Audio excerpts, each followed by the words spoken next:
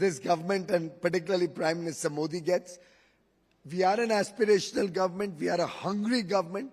Hungry as in not in the belly, but hungry for more.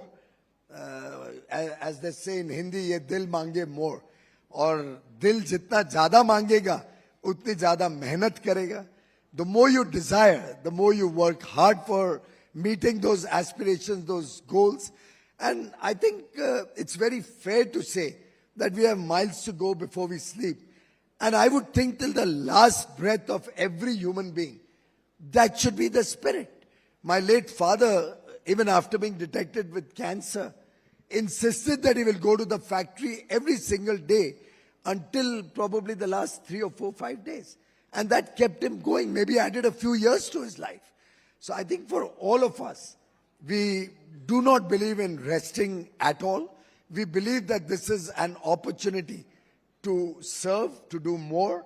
And I can clearly tell you, we welcome criticism, we welcome new ideas, we welcome out-of-the-box thinking, and we'll continue to persevere, continue to challenge our own abilities, continue to challenge the ability of every single colleague to be able to get the best out of 1.4 billion Indians. The FDI question. Well, I think it's elementary, my dear Watson, is what I would have said. But since probably you want to get the technical You just gave me the inputs critics' out of license, so I said we are, you're giving it to everybody. We are all conscious that interest rates across the world have shot up dramatically. The United States, where Zareen Daruwala would tell us, you could probably see the Fed at what, 0.5% or 0.75%, 1%, went right up to 5%. And clearly, you saw the impact of flight of capital moving back to the developed nations. That was a period where one would have imagined a much deeper impact on the developing economies than what India witnessed. But the strength of demand in India, the strength of opportunities that people saw in India ensured that we didn't see the drastic fall that many of our other peer countries saw. The fact that we continued to have significant FDI coming in, the fact that a lot of reinvestment of earnings happened even during this period, when ideally I would have thought global balance sheets were very stressed and would have been looking to pull back every dollar they could from India. We continued to see traction, we continued to see money coming in. We may not have achieved the amount we did in 22, 23, but I would think that that's not the material factor at all. The material factor is that it continues to come in, and very often when you see a very rapid growth on any statistic, you need some time for it to cool down also. A very continuous and rapid growth of money flow, liquidity, sometimes is very harmful for an economy also.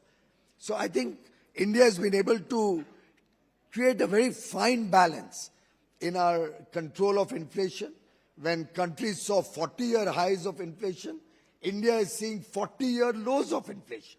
Our average decadal inflation over the last 10 years of Modi government has been the lowest India has ever seen in its history. And way back in 1970s, we went right up to 30%. 2012, 13, many of us will recall double-digit inflation. Mr. Modi is the first Prime Minister who mandated the Reserve Bank to make inflation control as their duty, their primary duty. And apart from mandating them, we aligned both fiscal and monetary policy to work in tandem with the Reserve Bank rather than fighting with the central bank.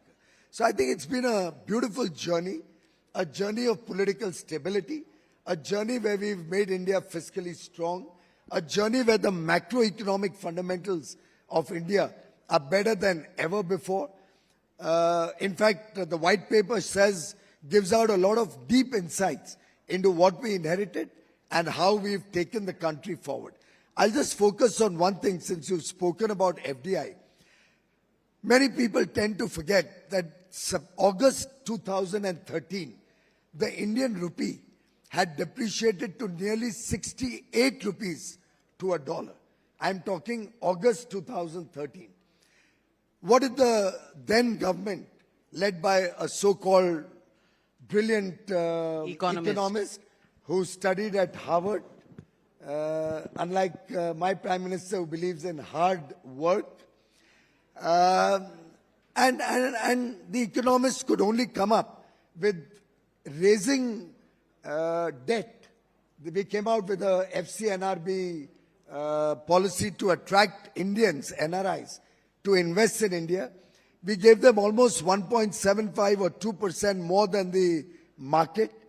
We allowed NRI Indians to play the game of putting in 5 or 10% money of their own, borrow the rest from international banks, allowed them the arbitrage to have abnormal returns on small money, and artificially improved the rupee strength to make it about 57 rupees to a dollar.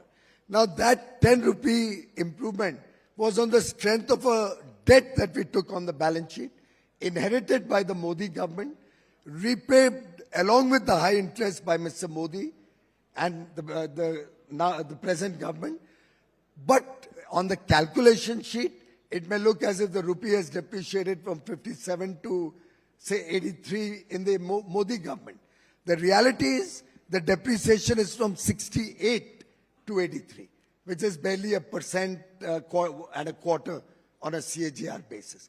I think this has been a period of tremendous fiscal stability, and today's fundamentals of the economy will hold us in good stead in the Amrit Kal to give us a good level of growth, probably a double-digit nominal US dollar GDP growth, help us bridge the purchasing power parity potential that we already have in the country, and become a $35 trillion economy, a Viksit Bharat, a developed and prosperous India at 2047. Thank you.